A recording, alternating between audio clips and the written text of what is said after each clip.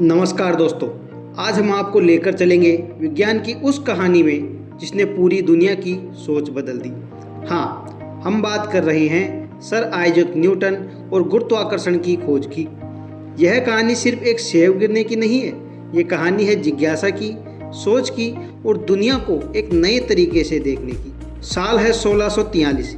England के एक छोटे से गांव में जन्मे न्यूटन बचपन से ही बाकी बच्चों से अलग थे।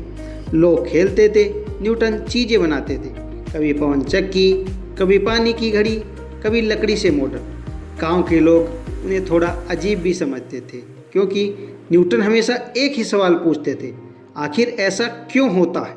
न्यूटन की पढ़ाई कैम्ब्रिज यूनिवर्सिटी में चल रही थी कि 1665 में इंग्लैंड में भयानक प्लेग फैल गया। कॉलेज बंद हो गए, हर छात्र को घर भेज दिया गया। न्यूटन भी अपने गांव लौट आए।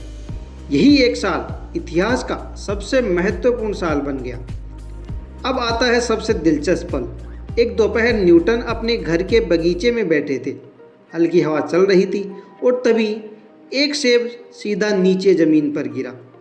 यह कौन सी बड़ी बात थी? सेब तो रोज़ गिरते हैं, लेकिन न्यूटन के दिमाग में तुरंत सवाल उठा, सेब हमेशा नीचे ही क्यों गिरता है, ऊपर क्यों नहीं जाता? यहीं से एक महान खोज की शुरुआत होती है। न्यूटन के मन में लगातार सवालों का तूफान चलने लगा। क्या धरती में कोई शक्ति है जो सेब को खींच रही है? अगर हाँ, तो क्या यही शक्ति इंसानों, जानवरों और बाकी चीज़ों पर भी काम करती है? क्या यही शक्ति चांद को भी पृथ्वी के चारों ओर घुमा रही है? न्यूटन ने सोचा, अगर सेब जमीन पर गिर सकता है तो चांद क्यों नहीं गिरता? यही सवाल उन्हें असली जवाब तक ले गया। न्यूटन महीनों तक घर में बंद रहे, कागज, कलम और तमाम गणितीय गणनाएं की। उनका एक ही लक्ष्य था, इस अदृश्य शक्ति को समझना। उन्होंने सोचा, धरती सिर्फ सेब को ही नहीं खींचती, धरती हर उस वस्तु को खींचती है, और सिर्फ धरती ही नहीं, हर वस्तु दूसरी वस्तु को खींचती है। इसी खिंचाव को उन्होंने कहा ग्रेविटी, यानी गुरुत्वाकर्षण। लंबी मेहनत के बाद न्यूटन ने एक महान नियम दिया। उन्होंने बताया, दो वस्तुएं एक दूसरे को अपने द्रव्यमान और दूरी के आधार पर आकर्षित करती है, यानी द्रव्यमान जितना बड़ा, खिंचाव भी उतना ही ज़्यादा, और दूरी जितनी ज़्यादा, खिंचाव उतना ही कम।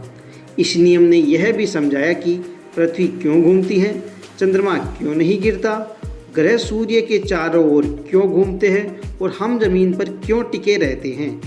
एक ही नियम ने पूरी दुनिया को समझा दिया। 1666 को विज्ञान की दुनिया में मिरेकल ईयर कहा जाता है क्योंकि इसी साल न्यूटन ने ग्रेविटी, कैलकुलस और ऑप्टिक्स तीनों में बहुत बड़ा योगदान दिया।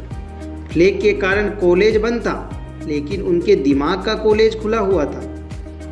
तो दोस्तों, न्यूटन ने गुरुत्वाकर्षण केवल सेब देखकर नहीं खोजा, उन्होंने सोच, गणना और जिज्ञासा से खोजा। कभी कभी छोटी सी घटना जैसे एक सेब का गिरना दुनिया की सबसे बड़ी खोज बन सकती है।